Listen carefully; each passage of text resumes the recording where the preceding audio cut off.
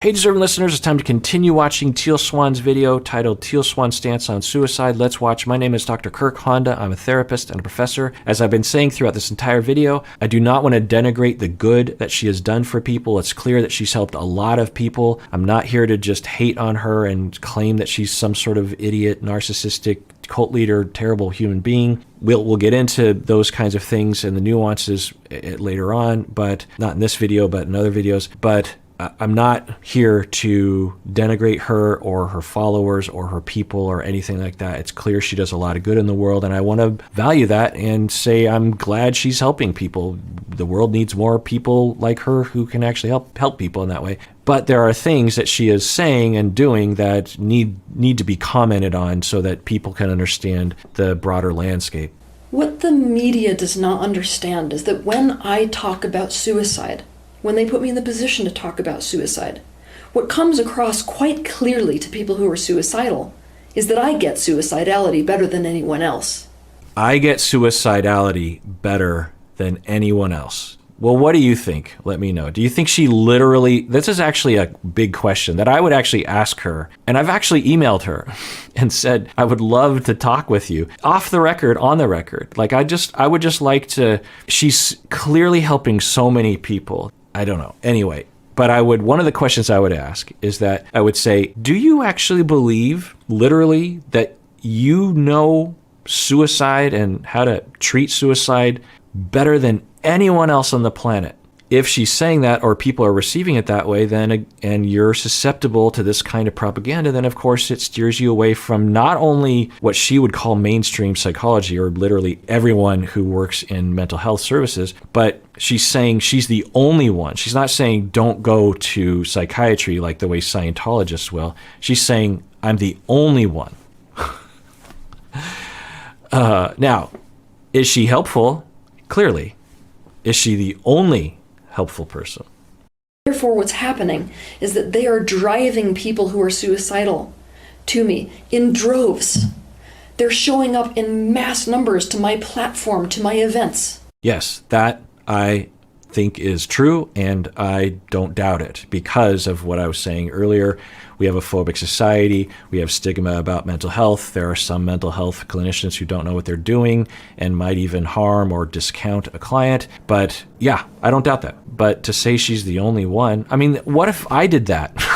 Like, you know, all my clients that I have helped in my 25 years, if I just said, wow, I'm really good. I'm a very good helper. I'm the only and the best helper. Every time I hold them and every day. I would welcome this, except for now I find myself in extremely slippery territory. So I keep interrupting her, but her overall push right now is she's a little frustrated or angry about people attacking her. What she's getting at is I'm the best and the only, and people are attacking me for just talking about it. If you're a follower of Teal Swan, you're like, I don't want people attacking her and saying that she's practicing without a license. I don't want that to be happening. And what I will remind people is, do we want some way of consumer care to protect people from fraud and from harm? Does it eliminate the harm? No, but it's one measure. And so if we allow Teal to treat people for suicide, then we're saying it's okay for anyone to do it. It's okay for 5-year-olds to, I'm going to become a therapist and treat people with suicide. Do we want that? Living and feel good instead of bad. As much as I would want to for every individual person. Out of the millions of people who watch my videos and are on my platforms, it's not possible for me to make sure that each individual person out of those millions is making those changes, changing their life in a way where they no longer feel suicidal. Okay, so 2 things. One is that in defense of her, I would stand by her in the idea that if any one of her followers, anyone who goes to her training things, were to die by suicide and to claim that she's responsible for that is unscientific. It'd be like saying hospitals kill people because so many people die in hospitals. Well, we all understand that when you're sick and you have issues medically and often terminal, you go to the hospital. And so there's going to be a high rate of people who die in hospitals. So to say that she has an inordinately high rate of people who die by suicide, and thus that means that she's harming people and influencing people to die, is unscientific because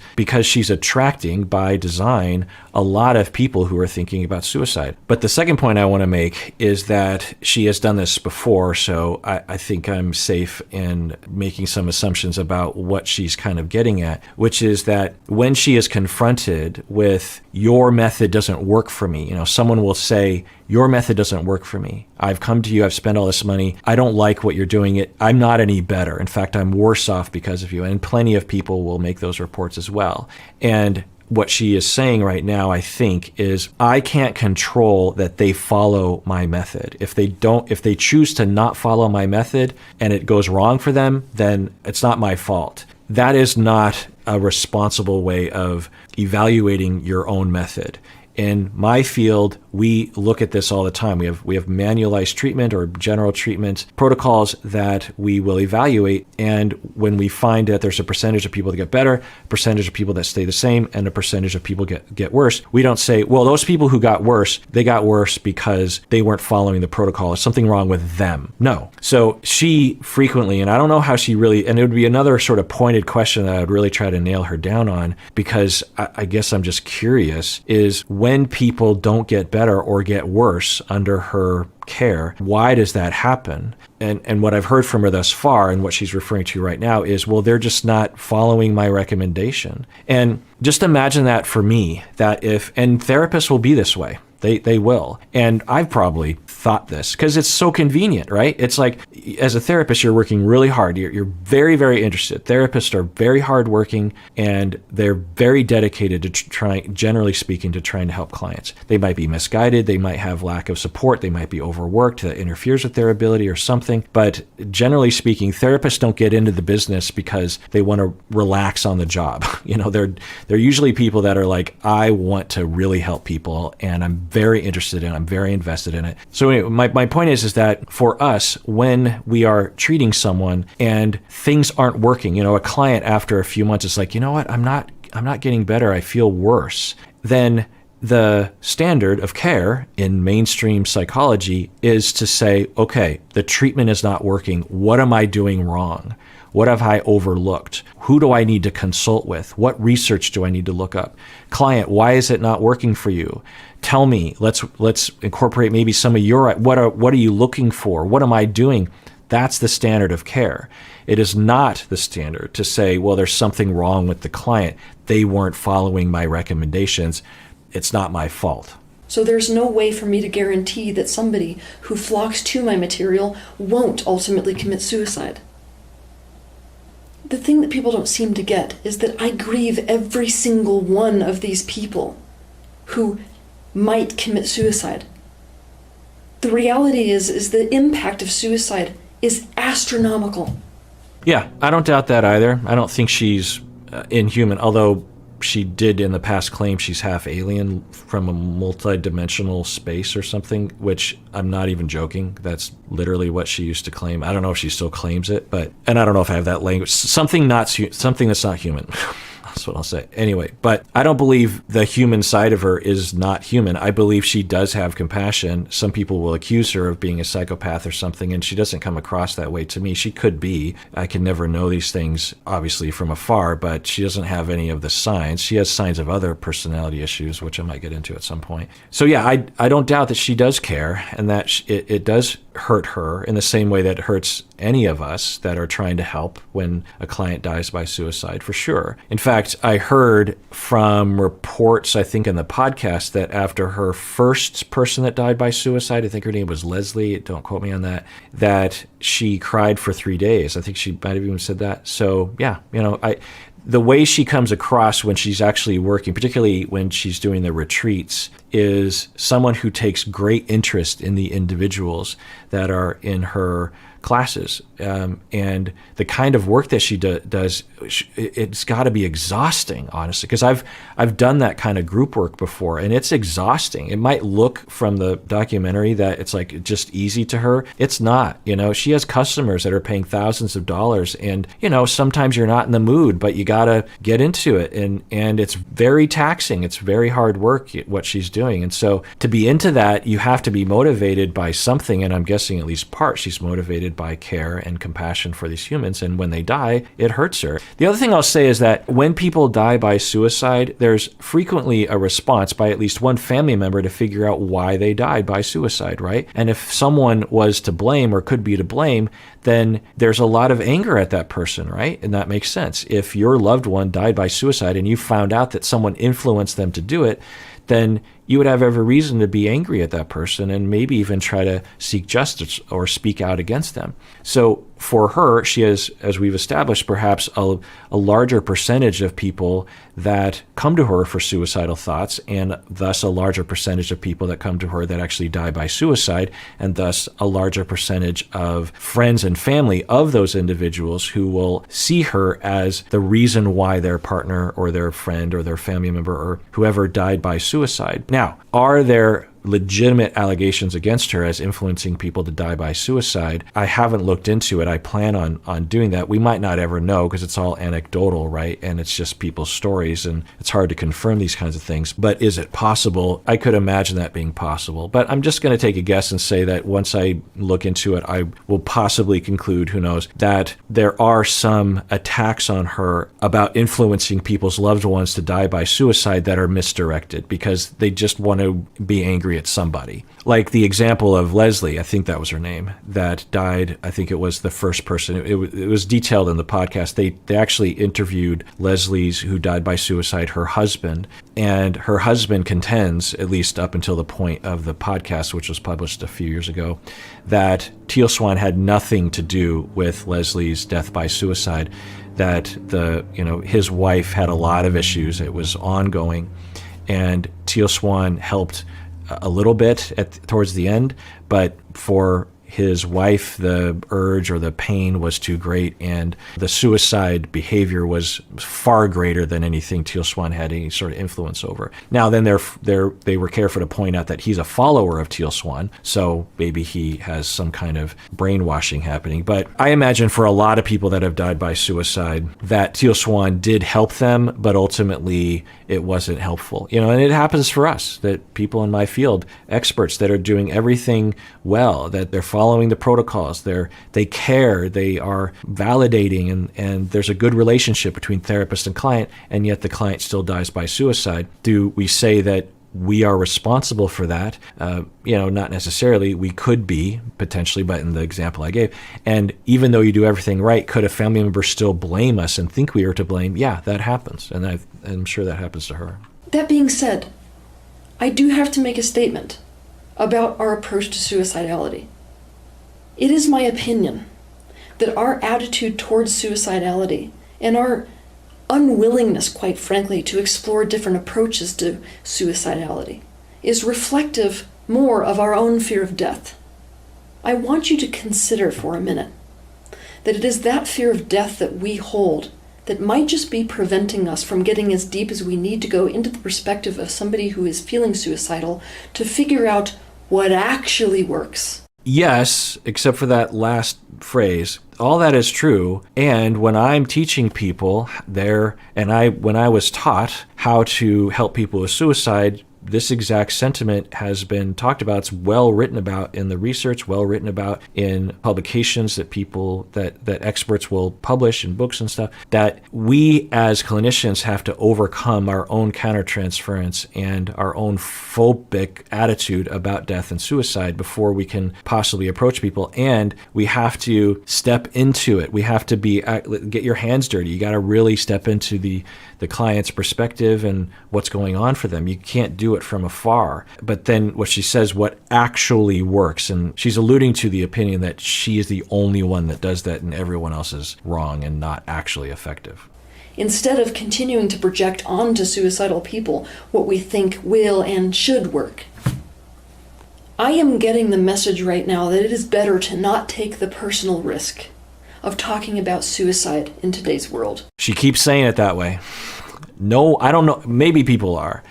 And maybe people are, actually. But at least there's no cogent argument or criticism against her that she can't talk about suicide. It's the treatment of suicide. What does this say about us as a society? This taboo that we're painting around suicidality paints a taboo around people who are suicidal, and that is something that I am unwilling to get on board with. I want to be very clear. I do not want to fight the mainstream mental health community. You don't? You have said in this video, and I know she said many, many times outside of this video, essentially we're all idiots and ineffective and harmful. So you don't want to fight with us? I don't know what so if this is not fighting, I don't want to see what her version of fighting is. I don't want to fight mainstream mental health. What I want is integrative mental health. I want integrative medicine in general. This includes people from a clinical background. That being said, I am compelled and driven to... Okay, I'm curious what she means by that. She certainly hasn't said those kinds of statements up until this point. She's talking about integrative approaches, which of course everyone in my field, particularly people who know what they're talking about, will use that word, integrative, meaning that if we have a kid in middle school who is struggling with depression and suicide, we want to involve the family. We want to have an individual therapist. We want to have a family therapist. We want to have a psychiatrist potentially. We want to talk to the school. We want to talk with their coach or something. We want to talk maybe with their teachers if the kid is okay with that. Because when we have these wraparound services, outcomes are usually better. So yeah, we might even want to include YouTube videos as an adjunct to the whole thing. Integration, sure, yes. She's not talking like an integrative person. She's not talking like someone who wants to integrate. She's giving the impression to me that she believes we're all idiots and ineffective, and that she is the only one that can provide it. And what I think they truly need, which just might be something that society does not currently recognize. I need to make one thing very clear to the general public. It's that people don't want to die. What they want is to stop hurting. It just so happens that their life hurts so much that the only way they feel like they can stop hurting is to die. Now what we need to do is to figure out methods that actually work. We have. We have those data. We've had it for decades. We know it. We could improve it. We could teach more of it. We could spread the word more, but we already know. For individuals who are currently stuck in this mindset, instead of continuing to approach them with methodologies that are intended to help, but instead cause them more pain and do more damage. It's quite a claim. So again, let's just use dentistry. So imagine there's some YouTuber with no medical degree that is talking about, I don't know, cavities, and says that they have some new method and they know how to treat people with cavities. And they're saying that none of the current methodologies work. And you would all understand that would be wrong, right? Because most people experience dentistry, most people experience cavities. Now, are there problems in the field of dentistry? Yeah, I'm sure there is. I'm not aware of them, but I'm just going to take a guess. Are there undertrained people? Are there unethical dentists? Sure, I'm just going to take a guess. But we're familiar with dentistry enough that if some person on YouTube were to claim that they had the only method of treating cavities, you'd be like, well, that's ridiculous. Because we have such a disconnect, particularly with certain groups of people between the population and mental health, she can say stuff like this and get away with it, and it resonates with people. But anyone who knows anything about psychotherapy knows that what she's saying is really just not true. Have a good week. All right, well, that was interesting. I was hoping there'd be more detail, but I'll get more into that in other videos. I do plan on doing a series on this. I think. I don't want to get into any kind of crosshair, people attacking me. I hope it's been clear that I recognize that she's helpful to a lot of people, and I'm not going to put anyone down for following her. I'm not going to put anyone down for going to anything that is helpful or considering her, even just her YouTube videos to be helpful. People have already emailed me and said that her videos have been very helpful. I'm not going to denigrate anyone. I'm not going to say you're a cult member or you're a sheeple or you're an idiot or that she's bad or anything like that. I'm just saying the claims that she is saying are just flat out false. They're just false. And for her to say those things is false. It's hurtful to me. And it reminds me of at least a portion of the public that believe these things even before she says them because they're talking about me. Now, do I have colleagues that these are valid criticisms of? Yeah, but me too? Like, I'm irresponsible. I'm ineffective. I don't know what I'm doing. I'm attacking her because she's talking about depression. It hurts my feelings. And if she was the only person that believed this, or she was just talking on the corner of a city street, whatever, but she has a lot of people that agree with her. She influences a lot of people, and it hurts my feelings. And then the other thing is that it's potentially completely irresponsible to paint this picture and to influence people away from actual help, which could result in people dying or other kinds of problems because they're not availing themselves of scientific, competent treatment for their issues. So I haven't even mentioned DBT, right? Dialectical behavior therapy. Tons of research demonstrating that works with suicide as well. So I'm sure some of you are wanting me to, it's, Seattle Light, Marshall Linehan developed that. I've talked about it many times, DBT. Bob, my co-host, does that specialized work. It's wonderful work, and so many studies demonstrating that it works for suicide. And it's nothing like the way she's painting. And that's mainstream. DBT is mainstream psychology treatment of suicide. So I don't know if I'm going to continue doing any of these videos. So this might just kind of be a test video. And if I start getting attacked and bullied, like, I got better things to do. So we'll see. But I do want to, because I consider this to be educational on a number of levels. One, that if you are just hearing the hate of Teal Swan, I want to mitigate that a little bit and say, like, well, the haters, at least a certain category of her haters, are painting her in a dubious light. They're kind of creating their own straw man and applying it to her because they have a simplistic way of looking at it, or they have a bone to pick or something. Now, there might be legit haters who hate her because they actually had contact with her and she actually harmed them. And that's a different sort of thing. But I'm talking about just people that know very little information and just start calling her a cult leader and harmful and all these kinds of things. So I want to mitigate that. I also want to raise awareness about the things that she's talking about, and this is a good way to do that. I also want to help people who are followers of her to be able to sift through what is helpful and sound and what is perhaps not helpful and not sound that she's saying. It's similar for all of us. It's similar for me, that you should know that I am not a god, that I make mistakes and I say stupid things. I will admit that frequently on the show. Sometimes as I'm saying it, I'm like, well, that was stupid. I mean, believe me, I cringe at things that I've said or that I've published. I'm just like, what was I saying? So Teal Swan doesn't come across as someone that admits those kinds of things or something, and you just always need to be somewhat skeptical of anyone, even someone who admits that they've said stupid things, like maybe I'm manipulative and I'm just saying that when I'm, you should always just be like, well, I'll take some of that and not that other stuff. It's the same with her, that you could benefit perhaps even more from her if you know what you should pay attention to and absorb and allow yourself to fall into, and what stuff you should be like, well, I don't know about that one. And a key example that I've been over so many times is that everyone in my field is harmful and doesn't know what they're doing unless they're following her.